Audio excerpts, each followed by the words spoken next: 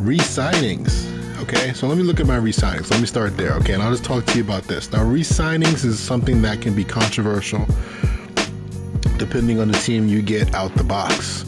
If you get a team that is not necessarily the best, you're probably going to have a lot of young guys that you want to develop, right? You want to build up. And if you get stuck with a team that might have had a lot of draft picks, first-round draft picks in the past couple of years, you might have a lot of players that really are going to be good. They're going to be in that 75, 85 range with lots of potential. And you might get stuck having to re-sign a lot of them at one time. But here's the rule. You cannot re-sign more than 4 players that are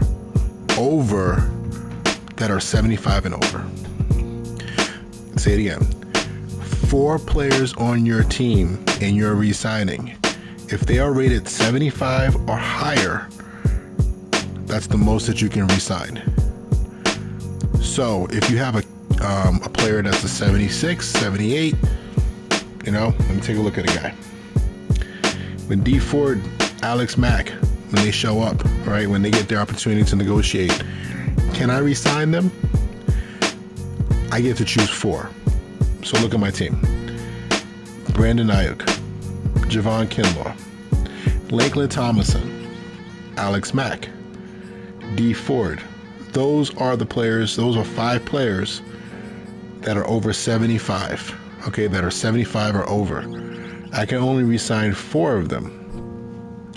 Now, this makes an easy decision maybe for you if you were trying to decide if you want to keep a vet, right? So you look at D Ford, Alex Mack, and Lakeland Tomlinson. Yeah, it's going to be one of these. It's going to be probably one of these guys you're not going to re-sign. And maybe you didn't want to re-sign him anyway. But you could be in a situation where you have younger players and you have to make a hard decision. What this does, in my opinion, is really keep the free agency pool active, especially if you play in a 32-man league with a bunch of all users. If you ever seen a free agency pool with in a team in a league where there's all users, it's horrible. Why? Because the way Madden does their contracts, it's easy to re-sign guys. Some guys don't say no for nothing, right? It's easy to even lowball some people.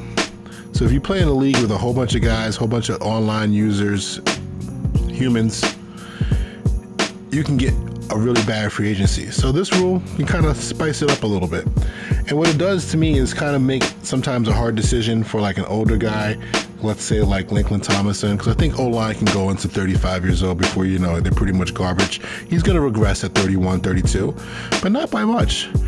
If you don't have the space to sign this guy because you've already used your 4-player rule, he's now in free agency, somebody can pick him up, right? So this is not a year that I can really kind of give you a great example off of my team in one league that I'm in, but let me just take a look at the future, all right? So this is going to affect how you think about who you're going to trade, who you're going to develop, right, as you go along. So I already went through, you can see the guys already who have 1 year. That's done. All right, let's look into the future, right? So the second year, guys that have 2 years remaining are guys on my team that I'm going to have to think about next year. Let's see if there's anybody that kind of like stands out. Lenore and Thomas, right? These are 2 young corners that I talked about in an older video that I'm developing now. There's a good chance that both those guys could be over 75. That might make you want to maybe not develop them so fast, right? And re-sign them, because if a guy is a 74 and under, you can actually, in my rules, re-sign them all you want. It doesn't count against your 4-man rule about re-signing. Okay, so that's something to think about. But right now, I want these guys to be good, because I already looked into the future. This year is not a year where I have a whole lot of players, okay? Aaron Banks, he's a guy that's a 75, man. He was drafted in the 2nd round of 2021. He wasn't a big-time player. Madden didn't make him a big-time player. In real life, this dude never played. But he's been a starter for me, and that's the best I've gotten out of him. This is a guy that, in my opinion, I need to consider to let walk. I could probably go out and draft a guy better than Aaron Banks, okay? He's a good, solid player. Somebody in free agency might love him. He's not going to get much better than what you see on the screen, but that's who he is, right? Mitchell, same thing. Good player, maybe. Not so much. Kind of in the in-between world. Probably become a free agent. But if I have 4 signings and I would think, these guys can help me, I might keep them. I'm gonna go a little faster here. All right, Keanu Neil is a guy I traded for. He's really kind of an overachiever. He also is a superstar. So he has some abilities. He has one ability. He probably is going to stay. Sermon, he's been the next guy in line to be my next running back. He's probably going to stay. Joe Tryon, I traded for this guy. All right. If I don't get a deal, which he's going to be on the market every year, probably starting now. But next year, he'll definitely be heavy on the market. If I don't get a good deal for him, I'm probably going to want to bring him back, right? I'll get back to kickers in a second. Now, as we go through, here's the biggie, right? Trey Lance, he's coming back. There's no doubt. There's no trade. There's no nothing. I'm not even going to put him on the market next year, but, he could because he'll be in his contract year. So this makes the game a little interesting. You got to kind of figure out what 4 players you want to bring back.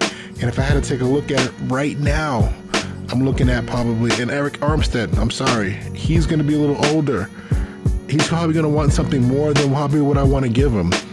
So he would be low priority, but I want to bring him back. I want to bring Lance back. That's 2. Tryon back. That's 3. Sermon back. That's 4.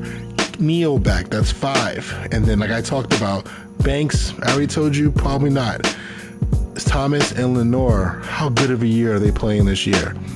They're kind of playing out their future this year. How many plays are they going to make? Are they going to get dev increases this year? Kind of like their careers kind of, for me, is on the line. I'm already thinking about the future that way. So that's the way I started off. 4 guys get to come back, and then after that, the rest have to go to free agency, unless they are 74 and under. Now, when it comes to kickers and punters, I do not count kickers and punters. You can re-sign those guys all you want. They don't count against your 4. It's a rule that I wanted to try to suggest to some people. I actually have suggested it in one of my leagues, the league that I'm in. It got denied. But I really think if you're in a league, especially with other online users, right, or even just by yourself, it can really make sure that the free agent pool is really strong.